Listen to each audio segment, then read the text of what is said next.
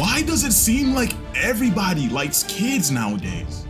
Now, I'm not talking about, you go outside, you see a little ass kid playing basketball or something, you like, what's up or whatever. I'm talking about having a sexual attraction to kids. Like, there are people out there that, for some reason, they don't find people their age attractive. Like, they physically cannot do nothing with the people their age. So they go to little ass kids. And I'm really just been like wondering, like, why? Like, why is that, bro? In the month of September, bro, there's been 3 people that I've got exposed for talking to little ass kids. Like, is it a mental illness or something, bro? Like, is there just something that happened in your childhood that just maybe like neglect or something? I don't know, but it's so weird to me, bro. Like, I could never look at a kid and be like, wow, I would love to do something with you.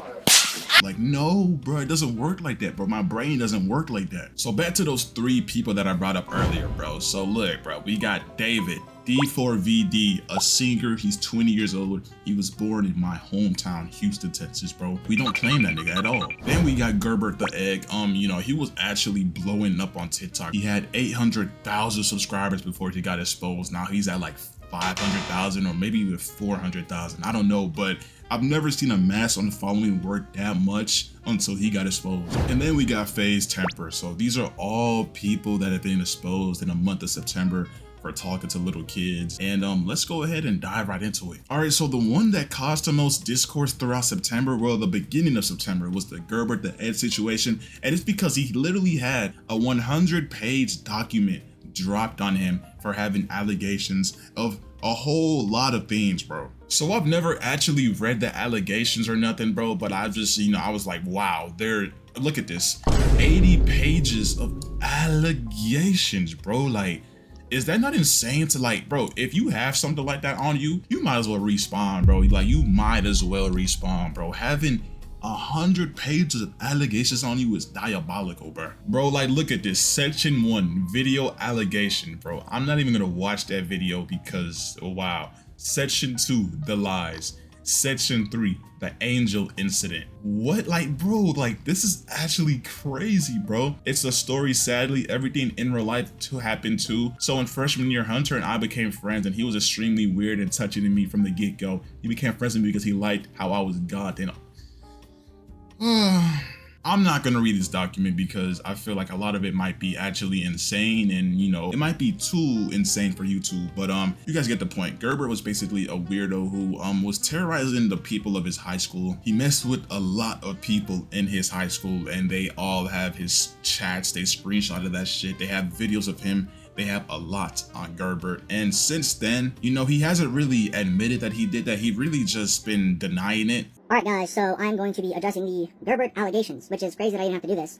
Number 1, my name is not Hunter. Name is Hunter Montez. Got him. We fucking got him.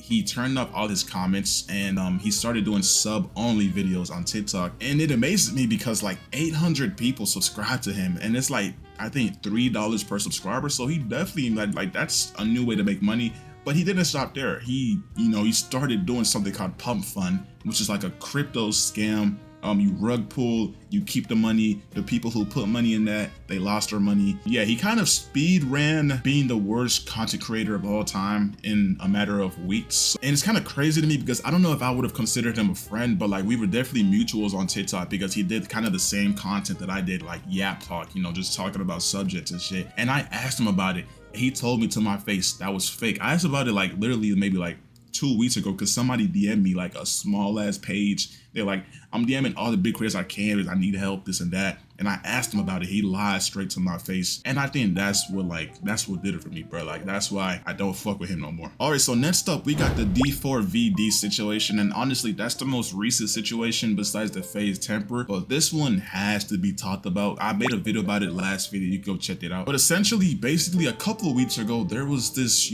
but essentially like maybe like 2 weeks ago, there's a news article saying that the singer D4VD's car had a body in the trunk of it. It was a red Tesla. The employees was complaining about how there was a bad odor smell in the junkyard. So they went to it, they found the body, they called 911 instantly, and the car was linked to David. So everybody was like, how could David possibly do this if he's on tour right now? In my head, I was 50-50 because like, bro, I just don't think anybody would like frame him. Like, I don't think that this is not no TV show. This is real life. Like, if a body's in your car, 99% of the time, you gotta believe that person did that shit, bro. But yeah, everybody on TikTok was literally defending him with his life, bro. Like, bro, they were fucking like on his meat. Couple days later, bruh, everything came out. The truth always prevails, bro. Screenshots on top of screenshots, Discord messages, the screenshots, FaceTime screenshots of David. Supposedly, not even supposedly, it's him. He was talking to the girl that was in his trunk. And it turns out she was a little ass girl. She was 14 years old. I believe she would be 15 now. They met when she was 11 and he was 17. People are like, oh, he wasn't 18. What does a senior in high school have in common with a 5th grader? If it's not a 5th grader, she was definitely a 6th grader at the time. What does a senior have in common with a middle schooler, bro? But yeah, he hasn't said a word about this whole thing, bro. Literally, he turned off all his comments. He canceled all his tours in the US and the UK, and he hasn't said a word. I seen a fucking article of, police talking about he was being cooperative, but I think he's manipulating them. I think he was lying to them because ain't no way he's not linked to this. And if, let's say he didn't, he wasn't a murderer, he's still a PDF, you feel me? Like, he's still 20 years old. He was born in 2005. Well, she was born in like 2010, 2011. Bro, like what? All right, now the craziest parts about this situation are the TikToks that he posted that like led up to this moment. This is one TikTok that I've seen that I just find kind of, ironic. Look at this shit. My house to the ground! My family's dead! What do I do? Like, am I tweaking or is that not rage bait? Like, is that not the most ironic thing that this nigga could have done in this situation? Like, is that not insane, bro? But another thing that I seen was the fact that he was literally cleaning her shoes. Like, hold on, I need to pull that video up right now, bro. Like, are you kidding me, bro? Are you kidding me, dog?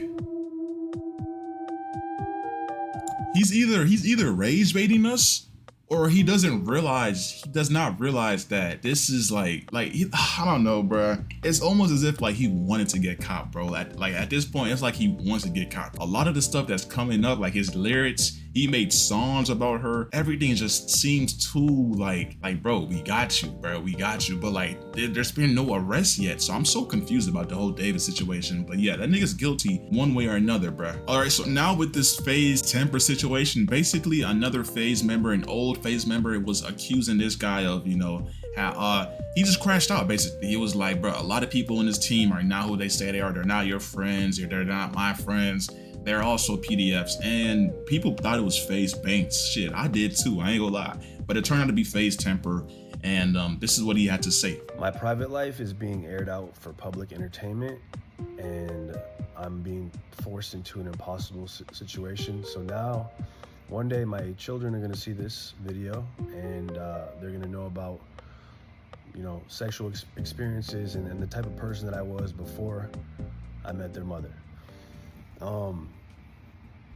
And let's just start at the top. So a lot of what Norton was saying of the type of person that I was is true. Not all of it. I was a reckless kid.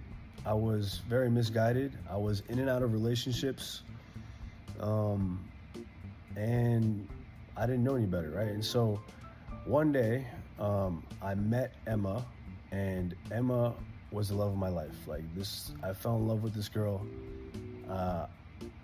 and I wanted to marry this girl, and I never had wanted to marry anybody before that. I never wanted to get married, and I was just... All right, bro, you're fucking yapping, bro. But yeah, basically, bro, this dude met a girl at the club, and she turned out to be 17 years old. Why was a 17-year-old in the club? I have no clue, but he went and cracked that.